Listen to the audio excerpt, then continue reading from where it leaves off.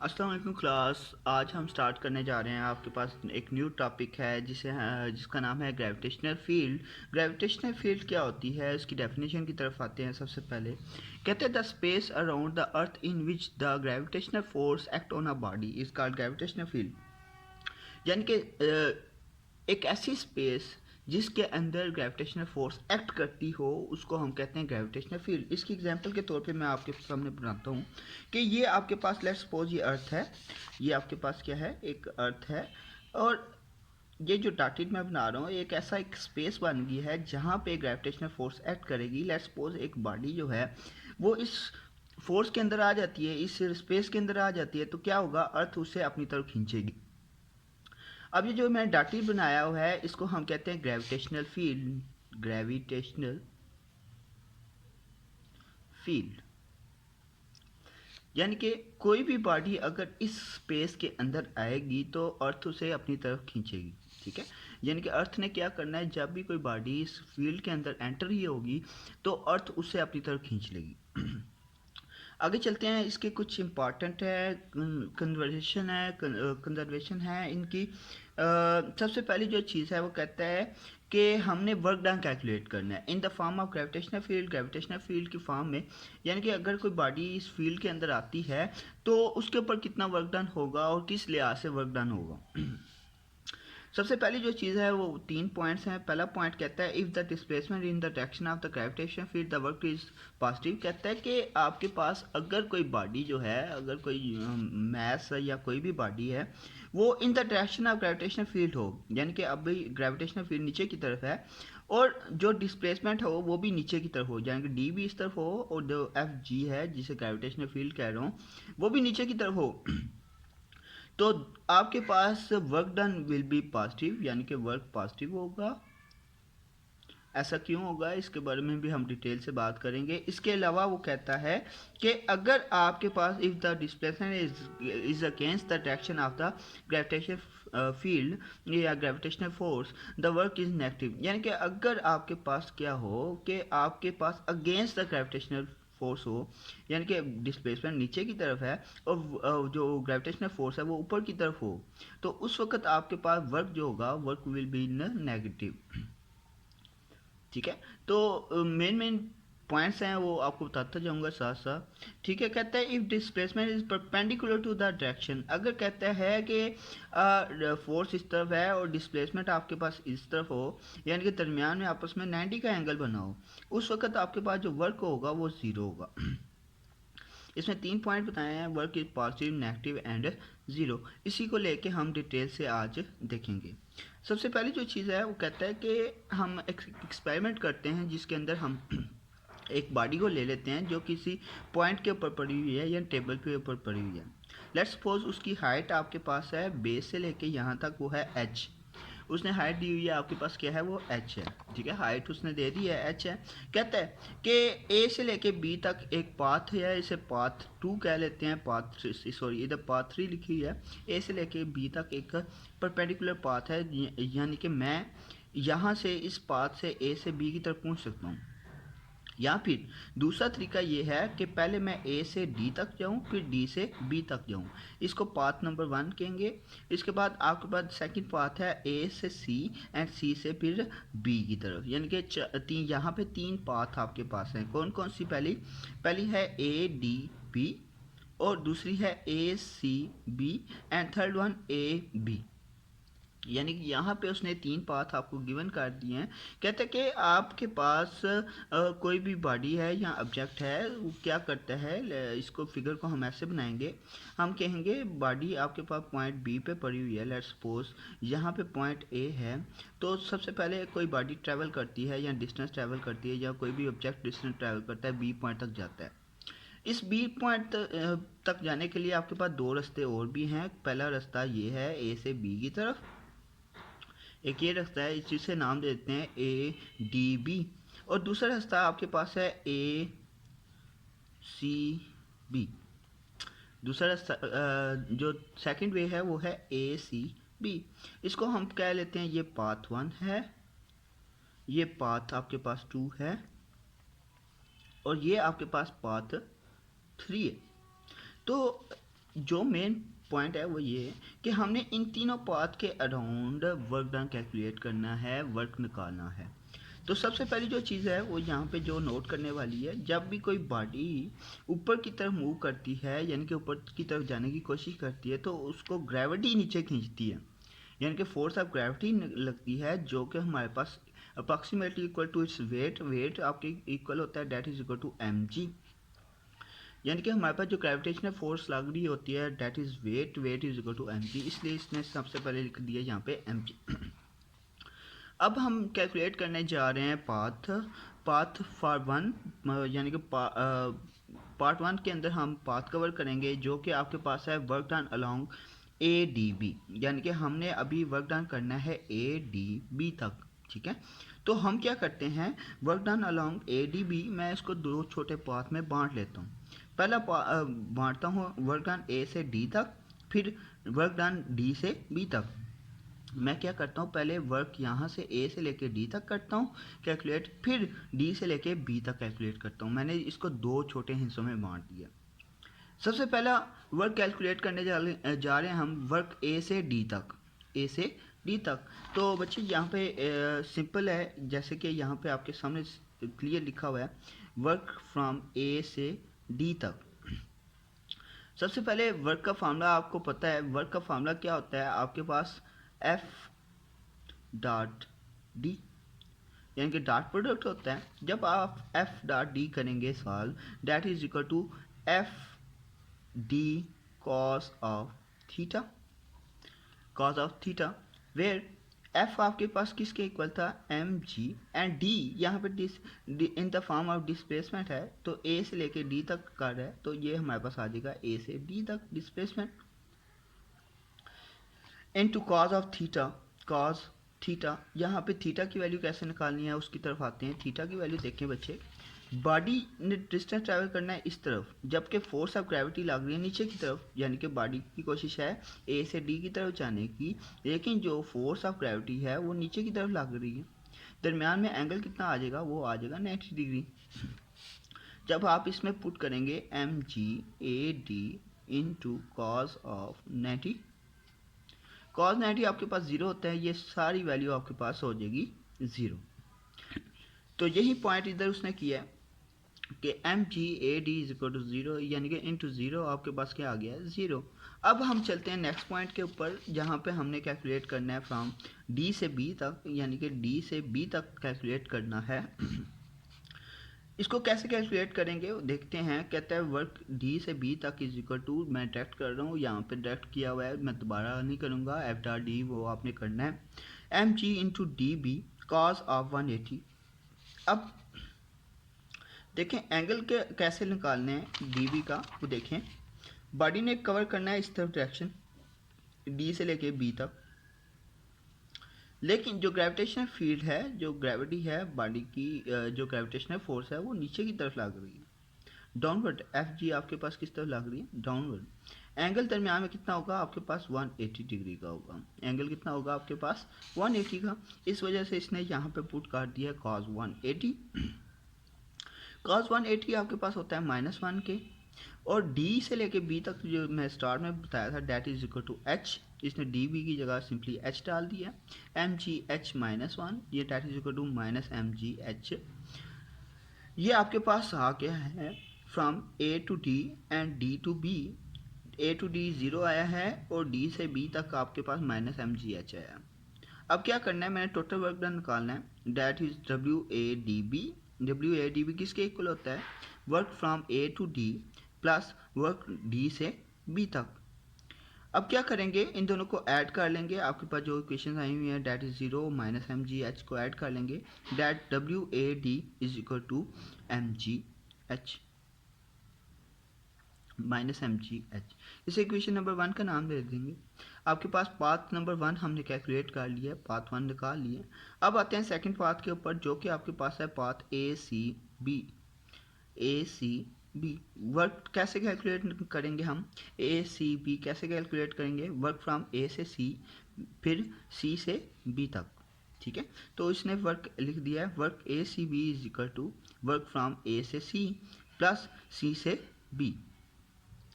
अब वही मेथड है, वही तरीका है, उसी को लेके चलेंगे, साथ साथ देखते जाइएगा। इसमें क्या कहता है, इसमें कहता है सबसे पहले वर्क फ्रॉम ए से सी तक हमने वर्क डन करना है। कैसे निकालेंगे? देखें बच्चे, ग्रेविटेशनल फील्ड नीचे की तरफ है, बॉडी ऊपर की तरफ जा रही है, दरमियान में एंगल आपके पास फिर दोबारा 180 का आ जाएगा, इसलिए इसने पुट कर दिया cos 180। एंड ए से सी देखें, ये ए से सी और ये डी से बी दोनों इक्वल हैं, that is equal to H, इस वजह से उसने डायरेक्ट लिख दिया माइनस एम जी एच। तो वर्क फ्रॉम ए से सी किसके इक्वल आ गया? Minus M G H. अब हम कैलकुलेट करते हैं वर्क फ्रॉम सी से बी तक, यानी कि सी से बी तक हमने वर्क कैलकुलेट करना है। बॉडी जो ग्रेविटेशनल फोर्स है वो नीचे की तरफ लग रही है, देखें बॉडी ने इस तरफ डिस्प्लेसमेंट कवर करना है सी से बी तक, लेकिन जो फोर्स ऑफ ग्रेविटी लग रही है F is equal to M G जो हमारे पास लग रही है वो इस तरफ है। आपस में डायरेक्शन एंगल कितना होगा? 90 डिग्री। तो सिंपली हम 90 डिग्री पुट करेंगे, cos 90 आपके पास होता है 0, जिसकी वजह से ये पूरी वैल्यू क्या हो जाएगी? 0। टोटल वर्क निकालेंगे, work done along the A C. अच्छा बच्चों, अब आगे ये है कि हमने वर्क डन निकालना है, यानी कि वर्क डन निकालना है फॉर द पाथ ए से बी तक। ए से बी तक पाथ है। अब ये देखो पाथ ये कर्व है, इस कर्व पाथ को मैं क्या करूँगा? छोटे छोटे डिस्प्लेसमेंट में छोटे छोटे एक्स और वाई एक्सिस के अंदर बांट लूँगा। कैसे बांटेंगे वो देखते हैं हम। लेट्स सपोज आपके पास बॉडी जो है वो ए से लेके ये बी तक जा रही है, ये बी पॉइंट है, ये ए पॉइंट है। मैं क्या करता हूँ, मैं उसको छोटे छोटे पॉइंट्स में बांट लूँगा, ये फिर देन ये ये। अब ये जो नीचे की साइड पे है यहाँ से यहाँ तक, इसको हम कह लेंगे डेल्टा एक्स, और ये ऊपर जो वाई की लॉन्ग है इसे लिख लेंगे डेल्टा वाई। इसी तरह ये डेल्टा एक्स वन हो गया, डेल्टा एक्स टू हो गया, डेल्टा एक्स थ्री हो गया, डेल्टा एक्स फोर हो गया, डेल्टा एक्स फाइव हो गया, up to so on delta X N तक। अब बच्चे जो पॉइंट नोट करने वाले हैं वो ये है, work done along the horizontal step, the work done along the step because of its perpendicular the displacement of for the horizontal steps is equal to w x is equal to zero, यानी कि x के long जो work होगा वो zero होगा। ऐसा क्यों है? देखें बच्चे, बॉडी इस तरह मूव कर रही है, लेकिन जो फोर्स ऑफ ग्रेविटी है वो नीचे की तरफ। एंगल कितना होगा दरमियान में? एंगल होगा आपके पास 90 डिग्री का। अगर एंगल 90 डिग्री है तो cos 90 आपके पास पॉइंट यहाँ पे भी क्लियर किया था, cos 90 आपके पास क्या होता है? ज़ीरो। cos 90 क्या होता है? ज़ीरो। यानी कि x के लॉन्ग जो भी कंपोनेंट्स होंगे वर्क के, W X is equal to होगा ज़ीरो, के x के लॉन्ग सारे कंपोनेंट्स वो आपके पास ज़ीरो होंगे। यही पॉइंट उसने कह दिया कि x के लॉन्ग सारे कंपोनेंट क्या हैं? ज़ीरो। अब हमने वर्टिकल स्टेप्स निकालने हैं। वर्टिकल स्टेप्स कैसे निकालेंगे? हम लिखेंगे work done along the vertical displacement is equal to W Y is equal to M G. देखें डेल्टा वाई वन लिख दिया इसने, डेल्टा वाई यानी कि छोटी सी कर्व थी, छोटा पॉइंट थे, इसलिए डेल्टा वाई वन लिख दिया, प्लस और दूसरी जो चीज़ है यहाँ पे एंगल उसने cos 180 क्यों लगाया? cos 180 भी देख लें, cos 180 बॉडी की जो है ना, बॉडी वो ऊपर की तरफ जा रही है, लेकिन जो फोर्स ऑफ ग्रेविटी है वो नीचे की तरफ है यानी कि एम जी नीचे की तरफ है, जबकि जो डिस्प्लेसमेंट है वो ऊपर की तरफ है। एंगल आपके पास होगा 180 का, तो इसलिए उसने 180 डाला हुआ है। तो इसमें आपके पास देखें ये आ गया W1 one is to M G delta Y one into cos 180 plus M G Y two cos 180, सबके लिए 180 होगा। सब में से एम जी कॉमन आ रहा है, M G delta sorry cos 180 common ले लेंगे। सबसे पहले स्टेप कॉस 180 की उसने डायरेक्ट वैल्यू पुट कर दिया, अदरवाइज आप एम जी कॉस 180 इकट्ठा कंबाइन ले सकते हैं, कोई ऐसी प्रॉब्लम नहीं। नीचे वो वही करेगा, cos 180 वो आपके पास -1 होता है, इधर -1 पुट किया तो सारी वैल्यूज आपके पास माइनस में आ जाएंगी। अब यहाँ से सबसे पहले एम जी कॉमन ले लिया, एम जी आ गया किसके इक्वल? Delta Y one plus delta Y two up to so on delta Y N तक, यानी कि डेल्टा वाई एन तक आपके पास कोई वैल्यू आ गई। अब छोटे छोटे पाथ थे, यहाँ पे भी मैंने आपको कैलकुलेट किया था, ये यहाँ से आपके पास ये जो हाइट है टोटल वो h है, और बॉडी स्टेप वाइज कवर कर रही है। ये डेल्टा वाई वन होगा, ये डेल्टा वाई टू होगा, ये डेल्टा वाई थ्री होगा, ठीक है, डेल्टा वाई फोर होगा, ठीक है, up to so on delta Y N. इन सब को अगर मैं ऐड कर लूँ, सारे डिस्प्लेसमेंट को ऐड कर लूँ, वो एच के इक्वल आ जाएगा। सारे डिस्प्लेसमेंट को ऐड करने से किसके इक्वल आ जाएगा, एच के इक्वल आ जाएगा। इस वजह से इसने डायरेक्ट लिख दिया है इसकी जगह पे that is equal to H. So W Y यानी कि आपके पास जो वर्टिकल या वाई कंपोनेंट आपके पास आ गया, that is equal to minus M G H, minus M G के एच के इक्वल आ गया। अब मैंने वर्क डन निकालना है ए से बी तक, किसके इक्वल होगा, जो हॉरिजॉन्टल वाला है और वर्टिकल वाला है, एक्स और जो वाई वाले हैं, इन दोनों को ऐड कर लेंगे। 0 plus minus M G H किसके इक्वल आ जाएगा, minus M G H. Equation number 3। हमने क्या देखा इधर से, हमें क्या पता चला, इससे हमें ये पता चला कि हम किसी भी पाथ को अगर करेंगे, किसी भी पाथ से अगर हम जाएंगे, तो हमारे पास जो वर्क होगा वो 21 के इक्वल होगा, माइनस एम जी एच। ये आपने दिमाग के अंदर बात बैठा लेनी है, ठीक है। यानी कि किसी भी पाथ के ऊपर अगर हम जो वर्क डन करेंगे तो that is equal to minus M G H होगा। ओके, आगे चलते हैं। Work done along a close path, यानी कि क्लोज्ड सरफेस है, क्लोज पाथ के लिए वर्क डन कैसे कैलकुलेट निकालेंगे। तो बच्चे याद रखिएगा, ये एक क्लोज सरफेस होगी A D B C A. Work done from A D, फिर डी बी, बी सी और सी ए। आपने ऐसे क्लोज पाथ बनानी है। आपने एरो को भी देखें, साथ ये देखें क्लोज पाथ किस लिहाज से है।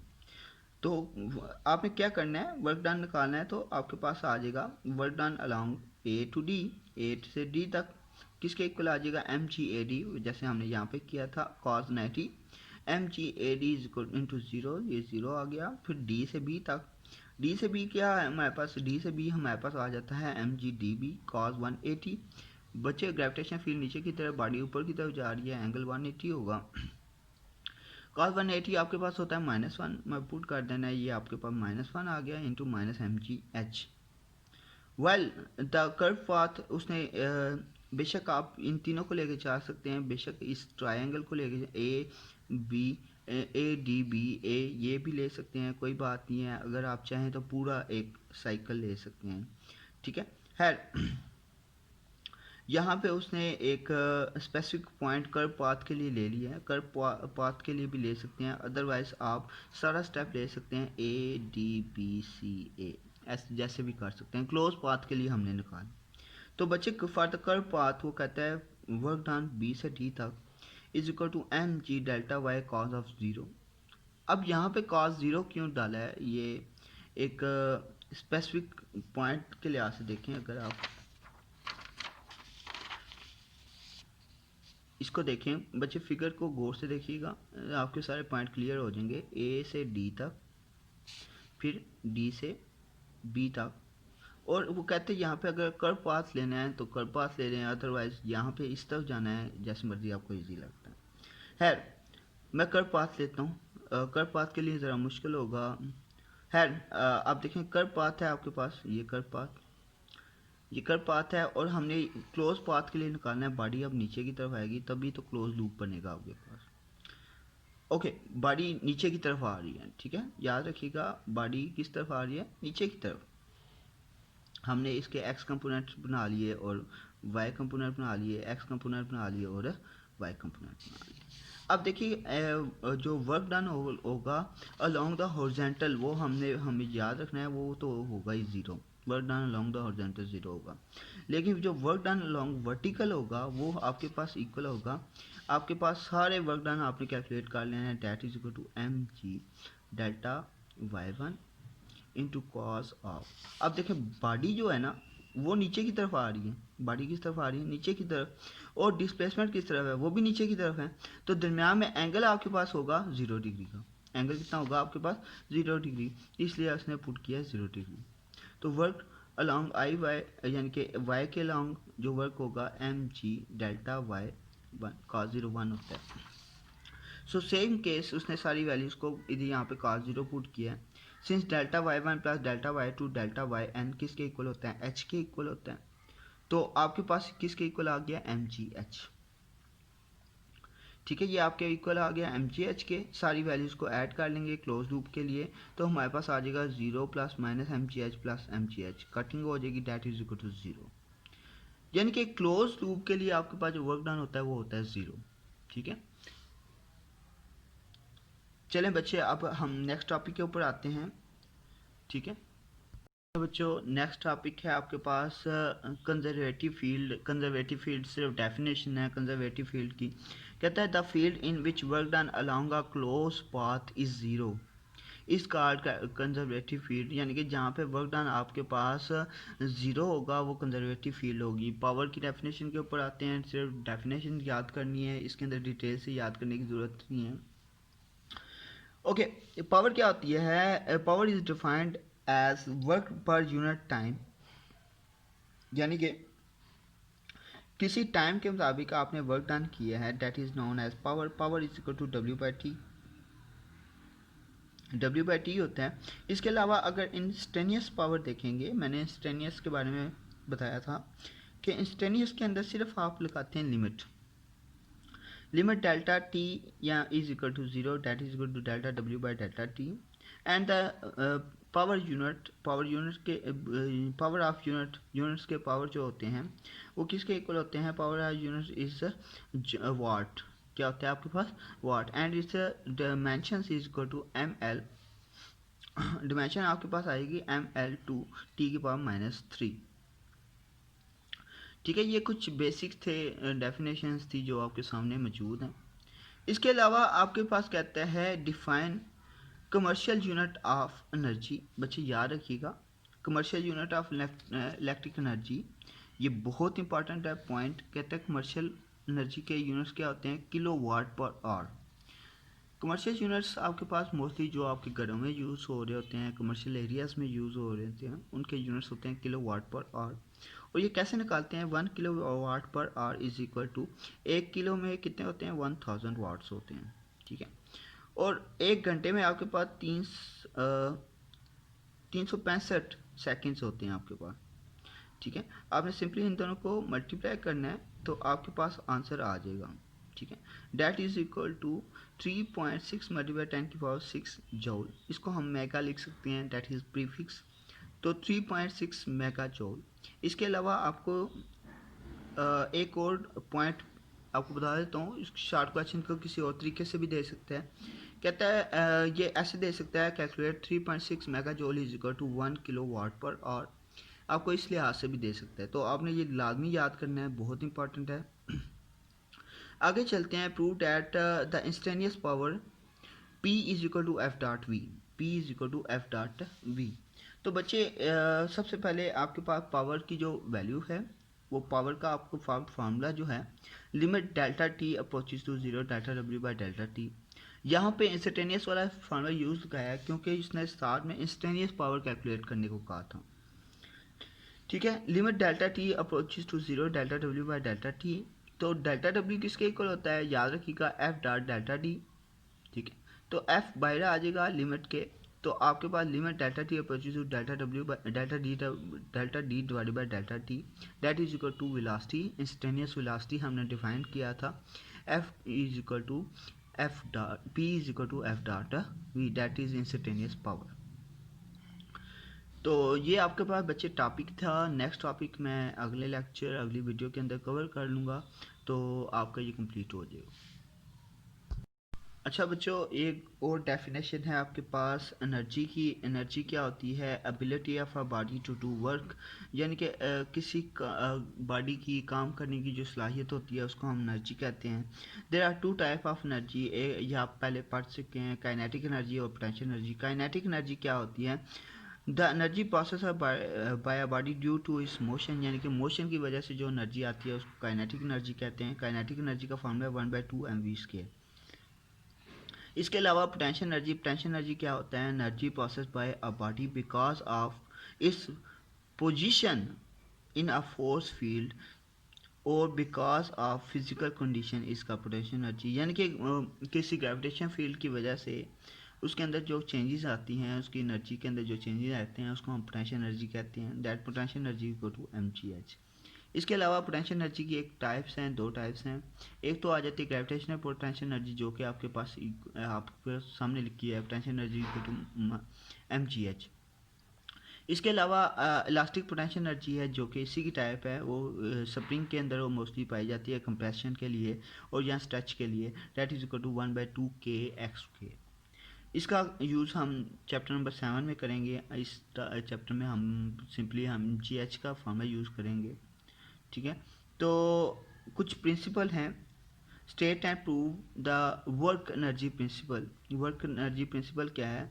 Work done on a body is equal to the change in the kinetic energy, यानी कि जितना हम वर्क कर रहे होते हैं वो बेसिकली किसके इक्वल होता है? चेंज इन काइनेटिक एनर्जी के इक्वल होता है। तो ये प्रूफ है आपके सामने मौजूद है। तो सबसे पहले work done is equal to F dot D, यानी कि F dot D is equation number 1। Now according to equation of motion, equation of motion के मुताबिक 2as था, एस की जगह पे मैं डी लिखूंगा क्योंकि यहाँ पर डी यूज़ करते थे डिस्प्लेसमेंट के लिए, इसलिए डी लिखा है। Is equal to VF² minus VI का स्क्वायर। ये 2a मल्टीप्लाई हो रहा है, इस तरफ आके डिवाइड हो जाएगा। D is equal to 1/2a VF का स्क्वायर माइनस VI का square. According to Newton second law of motion, Newton second law of motion के मुताबिक F इज इक्वल टू होता है ma। Now using equation number 2, 3 and in 1, यानी कि equation number 2 और जो 3 है उसको इक्वेशन नंबर 1 में यूज़ करेंगे। आपने F की वैल्यू इधर पुट करनी है और D की वैल्यू इधर पुट करनी है। तो work done is equal to, आपके पास पहले F किसकी इक्वल था? ma, आपने पुट किया ma और D की वैल्यू आपने पुट कर दी, that is equal to 1/2a into VF² minus VI²। दोनों वैल्यूज को अंदर मल्टीप्लाई कर देंगे, that is equal to 1/2mVF minus 1/2mVI का square. That is equal to final kinetic energy minus initial kinetic energy, से हम चेंज इन काइनेटिक एनर्जी भी कह सकते हैं। This is also we can write as work is equal to the change in the kinetic energy, जो कि मैंने एक प्रॉब्लम में यूज़ किया था, जो कि आपको लोगों को पता है कि हमने जो एक प्रॉब्लम सॉल्व की थी 3.7, जहाँ पे मैंने कहा था loss in potential energy is equal to gain in kinetic energy. Loss in potential energy basically work done होता है और A is equal to gain in kinetic energy, change in kinetic energy, ठीक है। तो वो हम आगे डिटेल से और भी देखते जाएंगे।